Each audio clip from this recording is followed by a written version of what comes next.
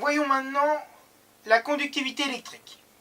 Donc, vous savez que là,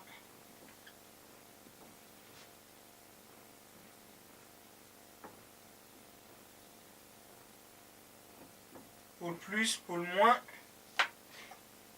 Donc, vous avez un circuit électrique avec deux électrodes qui plongent. Les électrons partent bien sûr du pôle négatif. Et le courant électrique va du plus au moins. Jusque-là, je ne vous apprends rien. Donc, ça veut dire que les charges positives vont aller dans le même sens que les ions positifs vont aller par là, dans le même sens. Les charges négatives, les anions, vont aller dans le même sens que les électrons.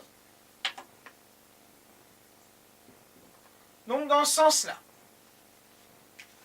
Donc, plus une solution ionique est ionisée, plus la concentration en ions est importante, plus elle va avoir une capacité importante à conduire l'électricité.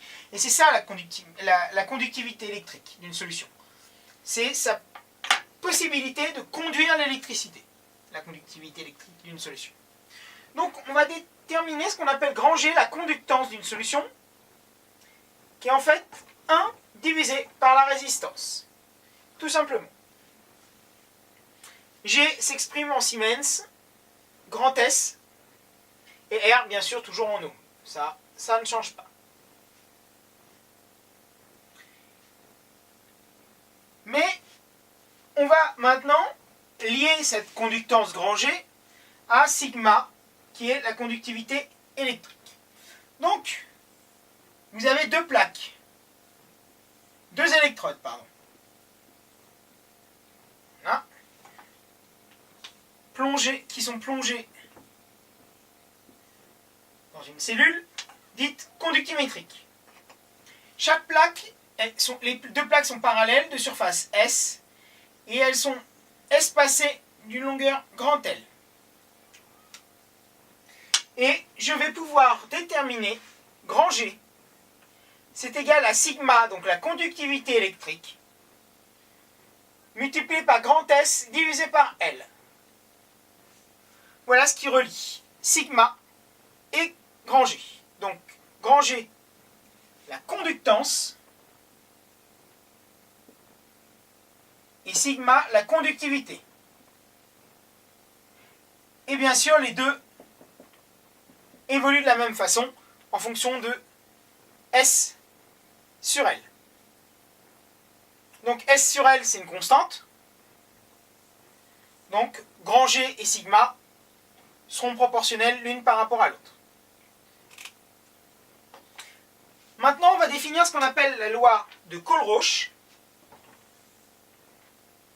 qui dit que sigma est égal à la somme sur I, lambda I, concentration xi. Donc, lambda I, vous verrez dans votre cours, c'est ce que j'appelle la conductivité molaire ionique. Et xi, la concentration de chaque espèce. Par exemple, si on a une solution de chlorure de sodium, Na+, donc on a Na+, plus Cl- en solution. La conductivité de la solution sera lambda Na+, multiplié par concentration de Na+, plus lambda de Cl-, multiplié par concentration de Cl-. Voilà. Et vous prenez en compte, et ça c'est très important, tous les ions présents dans la solution, même les ions spectateurs. Et ça c'est très important. Il y a peut-être un ion qui va réagir. Par exemple, si j'ai Na+, plus Cl- en solution, je verse Ba2+, l'ion barium, il va réagir avec Cl-. Donc bien sûr qu'il faut prendre Ba2+, et Cl- en considération. Mais Na+, même s'il ne réagit pas, que c'est un ion spectateur, il est quand même là, il est présent, et il est chargé. Et c'est un ion, donc il faut le prendre en compte pour calculer la conductivité. Donc voilà ce qu'on appelle la loi de Colrausch. Maintenant, donc la conductivité, bien sûr, augmente en fonction de la concentration, puisque lambda I est une constante. Maintenant, on va voir exactement le principe de la conductivité, du titrage, conductimétrique plutôt. Et on va l'interpréter.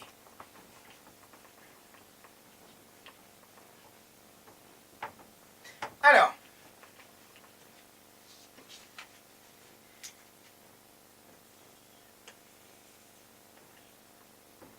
voilà. Donc, en abscisse, je vais avoir toujours le volume. C'est strictement la même chose qu'un dosage pH métrique, sauf qu'au lieu que je mette une électrode pH dans la solution, dans le bécher, je mets une électrode conductimétrique. Donc je vais pas suivre le pH en fonction du volume, mais je vais suivre sigma ou grand G, puisqu'elles évoluent de la même façon. Donc, je vais avoir des morceaux de droite, comme ça, de pentes différentes. Elles peuvent être comme ça, hein. Elles peuvent être aussi comme ça. Voilà. Mais ce qui est important, c'est qu'il y a une cassure entre les deux morceaux de droite. Et le point d'intersection entre ces deux droites, c'est le volume équivalent. Et c'est ça qui est important. Donc, maintenant, on va justifier, par exemple,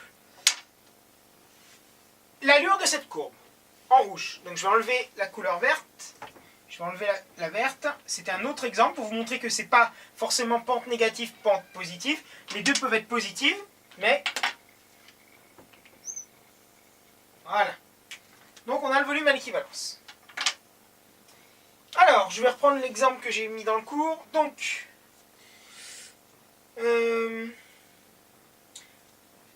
j'ai Cl- et Ba2+,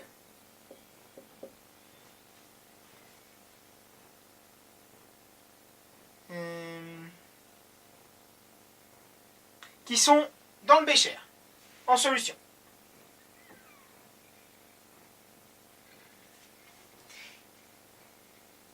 Et je vais verser donc ce qui est dans la burette.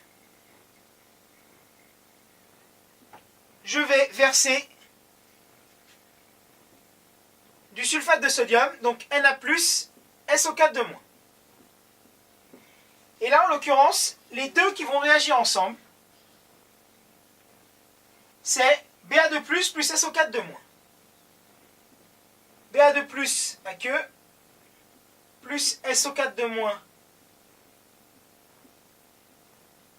à queue, va donner BaSO4 solide. Un précipité de sulfate de barium. Donc, à T égale 0, seconde, donc j'ai pas versé, j'ai Cl- et Ba2+ dans le bécher.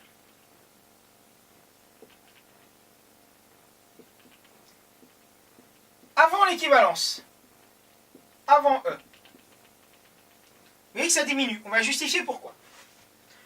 Je verse Na+, SO4 de-.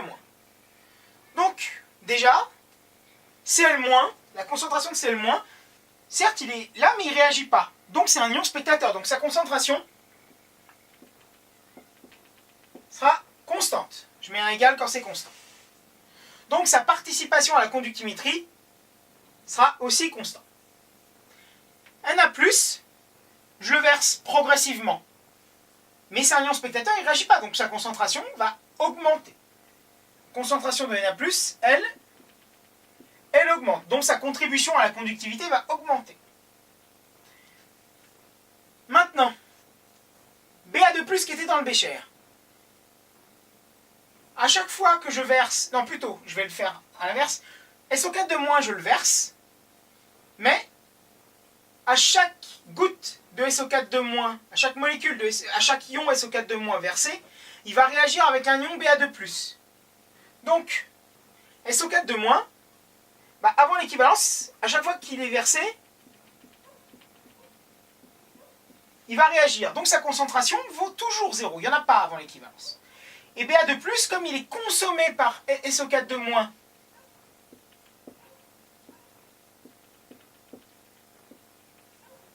qui est versée, elle va diminuer.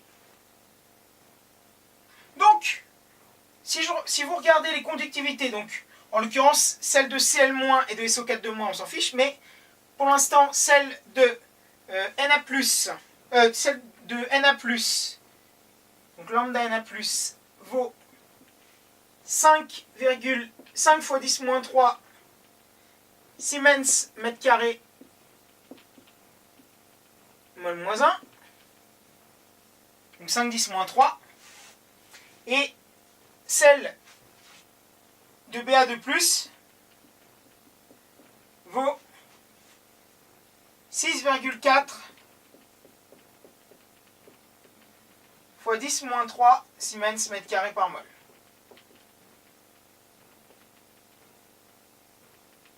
Donc,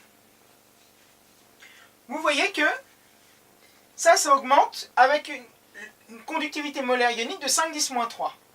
Et ça diminue, mais avec une plus forte conductivité molaire. Donc, si vous comparez, globalement, Ba de plus diminue plus rapidement que n'augmente Na+. Donc c'est pour ça que la pente est négative. Maintenant, à l'équivalence, AE. Équivalence. Qu'est-ce qui se passe? Donc ça c'est avant l'équivalence. À l'équivalence, je n'aurais plus Ba de plus puisqu'il aurait été entièrement consommé, et SO4 de moins, je n'en aurais pas non plus. J'aurais quoi? Que BaSO4. D'accord? Je n'aurais pas de Ba de plus, j'ai pas de SO4 de moins. Mais j'ai quoi? J'ai toujours mes ions spectateurs. Donc j'ai Cl- et Na+, qui contribueront à la conductivité, parce que BaSO4 ne va pas y contribuer, puisque c'est un solide. Il n'est pas chargé. Donc à l'équivalent, j'ai Cl- et Na+. Après l'équivalence, Cl-, sa concentration sera toujours constante. Lui, il est là, il regarde ce qui se passe depuis le début. Na+, sa concentration, je continue de le verser après l'équivalence, avec le SO4 de moins, donc Na+, lui, il ne réagit pas, donc sa concentration va continuer encore d'augmenter. Ba de plus, sa concentration vaudra 0, parce que il a été entièrement consommé à l'équivalence, donc il n'y en a plus. Donc, SO4 de moins, je continue de verser avec Na+, lui, sa concentration va finalement augmenter, puisque Ba de plus, il n'y a plus de Ba de plus pour réagir avec lui. Donc SO4 de moins augmente. Donc globalement, il n'y a que de l'augmentation, donc la pente est positive. Donc vous avez bien une cassure qui nous détermine bien l'équivalence. Voilà, donc ça, c'est des questions qui tombent au bac. Si vous avez un dosage conductimétrique, il faut pouvoir justifier la pente. Surtout. Et là, en l'occurrence, je vous garantis que la pente, je l'ai mal faite, la pente, elle va augmenter beaucoup plus rapidement on aurait plus quelque chose comme ça, quelque chose qui diminue et qui réaugmente beaucoup plus vite. On aurait quelque chose de ce goût-là.